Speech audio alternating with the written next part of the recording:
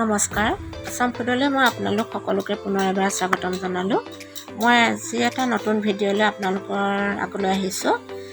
মই কেনেকৈনো বনাওঁ কচু আৰু মাছ জালুক দি আপোনালোকে চাওকচোন, নিশ্চয় ভালেই পাব। তেনেহ'লে পলম নকৰি মই ভিডিঅ'টো আৰম্ভ কৰোঁ। ইয়াৰ কাৰণে মই এমুঠি কচু থুৰ লৈছোঁ, এটা সৰু চাইজৰ বিলাহী আৰু পিঁয়াজ, আদা নহৰু আৰু জলকীয়া কেইটামান ফালি লৈছোঁ। মই কেৰাহীত তেল গৰম কৰি মই পিঁয়াজ আৰু ফালি ৰখা 5টামান জলকীয়া ফালি ৰাখিছোঁ।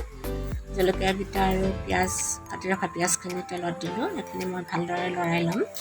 বিশেষকৈ আজি মই কচু ৰেচিপিটো এইটো কাৰণেই বনালোঁ, মোক বাইদেৱে অনুৰোধ কৰিছিলে। মোৰ নিজৰ বাইদেউ হয়, তাই পাঠশালালৈ বিয়া হৈছে।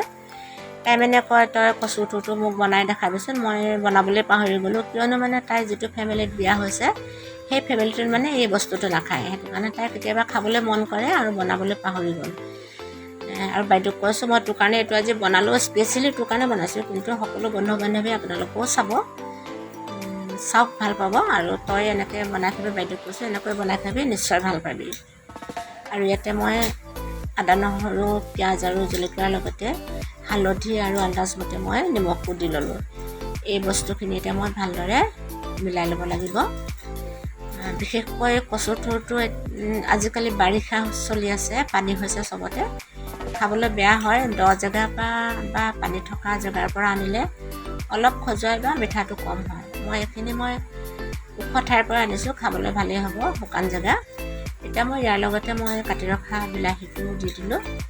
আচলতে কয় মানুহে কচু থুৰটো ওলাওঁতে আৰু সোমাওঁতে খাব লাগে, তেতিয়া বোলে খুব সোৱাদ হয়। ওলাওঁতে কি হয়, ফাগুন চ'তমহীয়া যেতিয়া ওলায় তেতিয়া খাবলৈ ভাল। আৰু এতিয়া যেতিয়া কচুবিলাক মৰিব আহিন কাতিমহীয়া, তেতিয়া খাবলৈ খুব মিঠা হয় বুলি কয়। কিন্তু মই আজি বনালোঁ আৰু ভালেই হ'ব, বেয়া নহয়। আৰু মই যিমুঠি কচু থুৰ আনি লৈছিলোঁ, সেই কচু থুৰখিনি মই টুকুৰা কৰি ৰাখিছিলোঁ।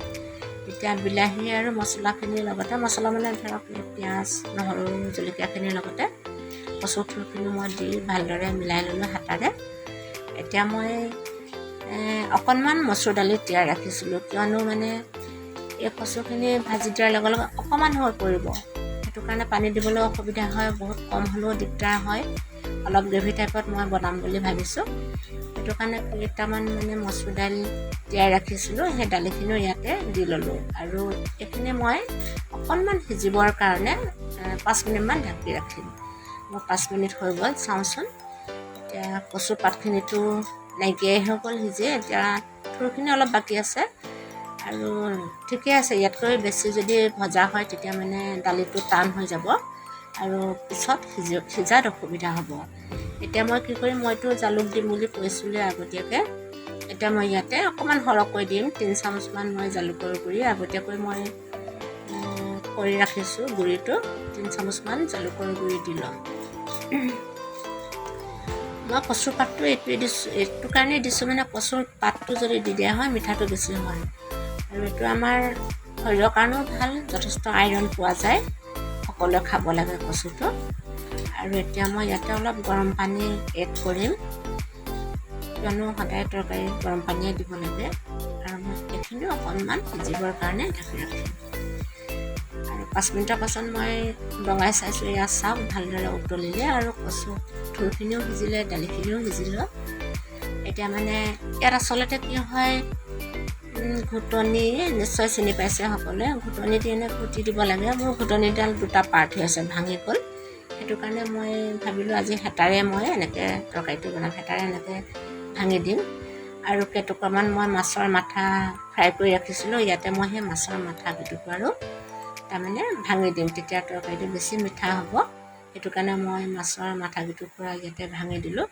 আৰু কেইটুকুৰামান মই মাছৰ পিচো দি দিলোঁ। সাধাৰণতে কচুত ডাঙৰ মাছ হ'ব লাগে, সৰু মাছেৰে বনালে ভাল নালাগে। যিকোনো ডাঙৰ মাছ হ'লেই হ'ল, ৰৌ বাহু যিকোনোৱে হওক।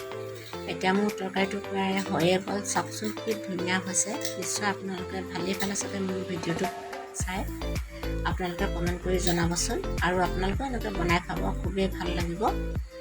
আৰু মোৰ চেনেলটো যদি আপোনালোকে ছাবস্ক্ৰাইব কৰা নাই, ছাবস্ক্ৰাইব কৰি কাষৰ বেল বুটামটো টিপি অল কৰি দিব, তেতিয়া মোৰ সকলোবোৰ নতুন নতুন ভিডিঅ' আপোনালোকে পাই থাকিব।